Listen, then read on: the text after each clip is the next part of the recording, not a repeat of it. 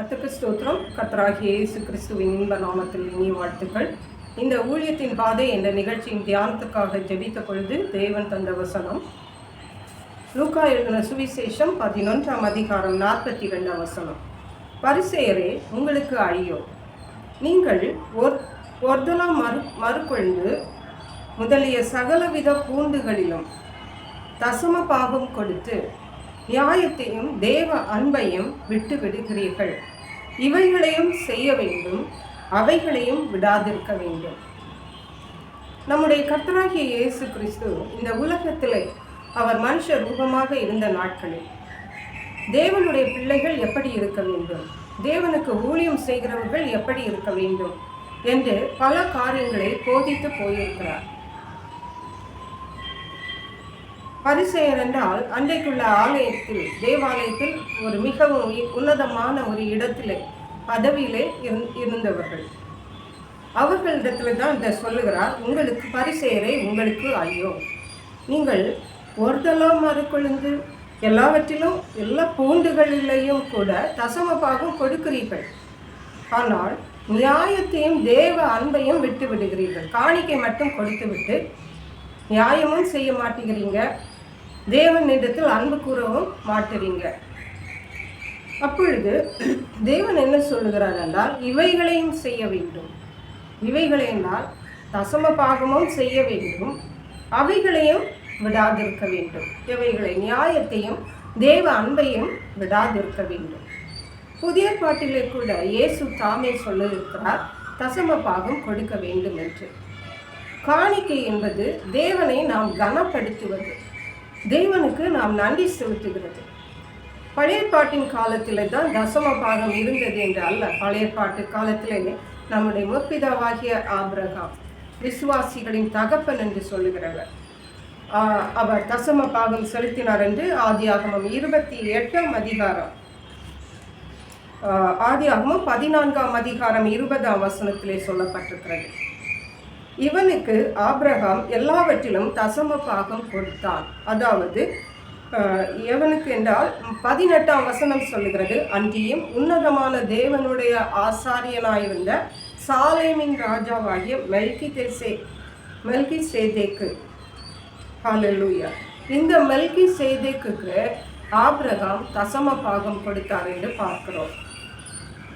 இவர் உன்னதமான தேவனுடைய ஆசாரியர், ஊழியக்காரர் மட்டுமல்ல. ஆதியாகமம் 28ஆம் அதிகாரம் சொல்லுகிறது, 22ஆம் வசனம், நான் தூணாக நிறுத்தின இந்த கல் தேவனுக்கு வீடாகும். தேவரீர் எனக்கு தரும் எல்லாவற்றிலும் உமக்கு தசம பாகம் செலுத்துவேன் என்று சொல்லி பொருத்தனை பண்ணி கொண்டான் யாக்கோபு. ஹல்லேலூயா! யாக்கோபு ஒரு இடத்துல தங்கி அந்த கல்லில் படுத்து தூங்கின பொழுது தேவன் தரிசனம் கொடுத்து விட்டு, நான் என் தகப்பன் வீட்டுக்கு திரும்பி வருவேனானால் தேவரீ எனக்கு தந்த எல்லாவற்றிலும் நான் தசம பாகம் செலுத்துவேன் என்று ஒரு பொருத்தனை பண்ணுவதை பார்க்கிறோம். ஹல்லேலூயா! அருமையான கர்த்தருடைய பிள்ளைகளே, நாம் தேவனிடத்திலிருந்து பெற்றுக்கொண்ட எல்லாவற்றிற்கும் நாம் நன்றியுள்ளவர்களாக, அவரை கனப்படுத்துகிறவர்களாக காணப்படுவதற்கு தசம பாகம் கொடுக்கிறவர்களாக காணப்பட வேண்டும். மட்டுமல்ல, 2 கொரிந்தியரின் கொரிந்தியர் அந்த நிருபத்திலே 9ஆம் அதிகாரம் 7ஆம் வசனம் சொல்லுகிறது, அவன் கட்டாயமாயும் அல்ல, விசனமாயும் அல்ல, தன் மனதில் தோன்றினபடியே தேவனுக்கு காணிக்கை கொடுக்க கடவன் என்று சொல்லப்பட்டிருக்கிறது. இங்கே 2 கொரிந்தியர் 9:7. இதிலே தன் மனதில் நிர்ணயித்தபடியே கொடுக்க கடவன், உற்சாகமாய் கொடுக்க கடவன் என்று சொல்லியிருக்கிறார் இங்கே பரிசுத்த பவுல் அப்போஸ்தலர். ஆகவே நம் மனதில் கொடுக்கிறது உற்சாகமாய் கொடுக்க வேண்டும், தசம பாகமும் கொடுக்க வேண்டும் என்று இயேசு கிறிஸ்து சொல்லி இருக்கிறார். ஹல்லேலூயா! தசம பாகம் கொடுத்துவிட்டு நியாயமும் தேவனுக்கு அன்பும் இல்லாமல் இருக்கக்கூடாது. தசம பாகமும் கொடுத்துவிட்டு நியாயம் செய்கிறவர்களாயும் தேவனிடத்தில் அன்பு கூறுகிறவர்களாயும் காணப்பட வேண்டும். காணிக்கை கொடுத்து விட்டேன், நான் பரலோகம் போய்விடலாம், தேவனுக்கு பிரியமாக இருந்து விடலாம், தசம பாகம் கொடுத்து விட்டேன், எல்லாம் எனக்கு பரலோகத்துக்கு எல்லாம் கிடைத்து விட்டது, எல்லாம் நான் தகுதி ஆயிட்டேன், தேவனுக்கு பிரியமாக இருக்கிறேன் என்று சொல்லிவிட முடியாது. அதை தான் இயேசு இங்கே சொல்லுகிறார். ஆகவே தசம பாகம் தேவனுடைய பிள்ளைகளாகிய நாம் கொடுக்க வேண்டும்.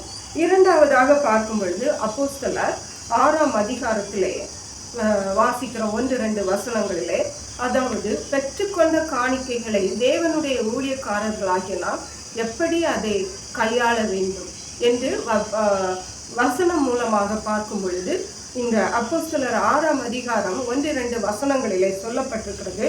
அந்நாட்களிலே சீஷர்கள் பெருகின போது கிரேக்கரானவர்கள் தங்கள் விதவைகள் அன்றாட விசாரணையில் திட்டமாக விசாரிக்கப்படவில்லை என்று எபிரேயருக்கு விரோதமாய் முறுமுறுத்தார்கள். அங்கே விதவைகளை அன்றாடம் விசாரிக்கிற ஒரு திட்டம் காணப்பட்டது சபைகளிலே, தேவனுடைய பிள்ளைகளின் மத்தியில். 2ஆம் வசனம் சொல்லுகிறது, அப்பொழுது 12 சீஷர் கூட்டத்தை வரவழைத்து, நாங்கள் தேவ வசனத்தை போதியாமல் பந்தி விசாரணை செய்வது தகுதி அல்ல. சீஷர் கூட்டம் என்றால் இயேசு கிறிஸ்துவை பின்பற்றுகிற அத்தனை கூட்டம். அவர்கள் நாங்கள் பந்தி விசாரணை செய்வது தகுதி அல்ல என்றால் அங்கே பந்தியும் டெய்லி அன்றாடம் நடந்திருக்கிறது. விதவைகளும் அன்றாடம் விசாரிக்கப்பட்டிருக்கிறார்கள். பந்திகளும் அனுதினமும் அங்கே வைக்கப்பட்டிருக்கிறது என்று பார்க்க முடியும். கலாத்தியர்கள் நிருபம் 6ஆம் அதிகாரம் இங்கே நாம் பார்க்கும் பொழுது நாம் வாசித்த இந்த அப்போஸ்தலர் நடவடிக்கைகளை வாசித்த வசனங்களிலே, நம்முடைய ஊழிய களங்களிலே நாம் விதவைகளை விசாரிக்கலாம். நமக்கு காணிக்கைகள் வரும்பொழுது நம்முடைய குடும்பத்திற்கு மட்டுமல்ல, தேவனுடைய ராஜ்யத்தை கட்டும் பணிகளிலே செலவு பண்ணலாம், மற்ற தேவையோடு இருக்கிறவர்களுக்கு உதவி செய்யலாம். மட்டுமல்ல, இங்கே விதவைகளை அன்றாட விசாரணை நம்முடைய சபைகளிலே, நம்முடைய ஊழிய களங்களிலே நாம் இருக்கிற விதவைகள், அவர்களை பற்றி நாம் அக்கறை உள்ளவர்களாக, அவர்களுக்கு உதவி செய்கிறவர்களாக காணப்படலாம். இந்த காணிக்கைகளை அதற்காக நாம் பிரயோஜனப்படுத்தி கொள்ளலாம்.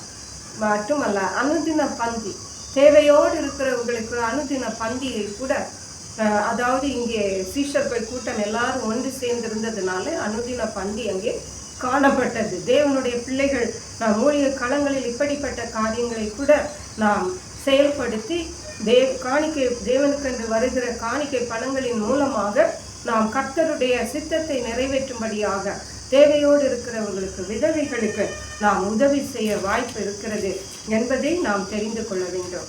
மட்டுமல்ல, கலாத்தியர்கள் நிருபம் 6ஆம் அதிகாரம் 9ஆம் வசனம் சொல்லுகிறது, நன்மை செய்கிறதில் சோர்ந்து போகாமல் இருப்போமாக, நாம் தளர்ந்து போகாதிருந்தால் ஏற்ற காலத்தில் அறுப்போம். 10ஆம் வசனம் சொல்லுகிறது, ஆகையால் நமக்கு கிடைக்கும் சமயத்திற்கு தக்கதாக யாவருக்கும், விசேஷமாக விசுவாச குடும்பத்தார்களுக்கும் நன்மை செய்ய கடவோம். யாவருக்கும் நன்மை செய்ய வேண்டும், விசேஷமாக விசுவாச குடும்பத்தாருக்கு நன்மை செய்ய கடவோம். நம்முடைய ஊழிய களங்களிலே அநேக விசுவாசிகள் தேவையோடு இருக்கிறார்கள். ஆனால் எல்லாரையும் சொல்ல முடியாது. உண்மை உத்தமாய் காணிக்கை பணங்களை கையாளுகிற ஊழியர்கள் இன்றைக்கும் இருக்கிறார்கள். ஆனால் நாம் காணிக்கை பணத்தை சரியாக கையாளாவிட்டால் அது நம்மை பலவிதமான ஆபத்தான சூழ்நிலைகளுக்கு நம்மை தள்ளிவிட வாய்ப்பு இருக்கிறது. பரிசுத்த வேதாகமம் சொல்லுகிறது, விசுவாசம் யாவருக்கும் நன்மை செய்யுங்கள், விசேஷமாக விசுவாச குடும்பத்தார்களுக்கு. நம்முடைய ஊழிய களங்களில் இருக்கிற விசுவாச குடும்பத்தார் தேவையோடு இருக்கும்போது நம்முடைய காணிக்கை பணத்தை நாம் எப்படி கையாண்டு கொண்டிருக்கிறோம் என்ற ஆழமான ஒரு உணர்வு ஒவ்வொரு தேவனுடைய ஊழியர்களாகிய நமக்கும் இருக்க வேண்டியது மிக மிக அவசியமா இருக்கிறது. இந்த உலகத்திலே நாம் வாழுகிறது ஒரு சில காலம். நாம் கையில் நாம் பெற்றிருக்கிற பணம் சில காலம். அவைகளை நாம் நன்றாக பிரயோஜனப்படுத்தி மற்றவர்களுக்கும் அது பிரயோஜனமாக இருக்கும் பொழுது, அது செய்யும் பொழுது, விசேஷமாக நம்முடைய ஊழிய களங்களில் உள்ள விசுவாச குடும்பங்களை தேவையோடு இருக்கும் பொழுது நாம் அந்த காணிக்கை பணங்களை வச்சு நமக்கே இன்னும் இன்னும் என்று சொல்லி ஆடம்பர வாழ்க்கைக்கு நாம் தள்ளப்பட்டு விட்டோமானால் நிச்சயமாகவே அவைகள் நமக்கு ஆவிக்குரிய ஜீவியங்களிலே அல்லது நாம் தேவனுடைய சித்தத்தை செய்கிறதிலே அவைகள் பின்னடைவை தான் நமக்கு ஏற்படுத்தும். ஆகவே காணிக்கை பெற்றுக்கொள்வது மட்டுமல்ல, அவைகளை கையாள்வதிலும் நாம் அதிக கவனம் செலுத்தி தேவனுடைய சித்தப்படி ஆலோசனைப்படி செய்யும் பொழுது அது நமக்கு ஆசீர்வாதமாக இருக்கும், தேவனுக்கு பிரியமாக இருக்கும். அதற்கேற்ற கிருபைகளை தேவன் நமக்கு தந்தருள்வாராக. ஜெபிப்போம். எங்களை கிருபையா நேசித்து பாதுகாத்து வழி நடத்துகிற எங்கள் அன்பின் தகப்பனை, ஆசீர்வதிக்கப்பட்ட இந்த ஊழியத்தின் பாதை இந்த நிகழ்ச்சிக்காக நன்றி. இந்த வேளையிலும் காணிக்கையை பற்றி, தர்ம பாதத்தை பற்றி, காணிக்கை எப்படி கையாள்வது என்பதை பற்றி எங்களோடு பேசியிருக்கீங்க. அப்படியே நாங்கள் அவைகளை பின்பற்ற உமக்கு பிரியமாயிருக்க கர்த்தர் எங்களுக்கு உதவி செய்தல்லுமாறு இயேசு கிறிஸ்துவின் நாமத்தினாலே கேட்கிறோம். நன்றி பரிசுத்த ஆவியானவரை. துதிக்கான மகிமை உமக்கே செலுத்துகிறோம். இப்பொரு இரட்சகருமாகிய இயேசு கிறிஸ்துவின் இன்ப நாமத்தில் ஜெபிக்கிறோம் எங்கள் அன்புள்ள பரமபிதாவே. ஆமென். God bless you.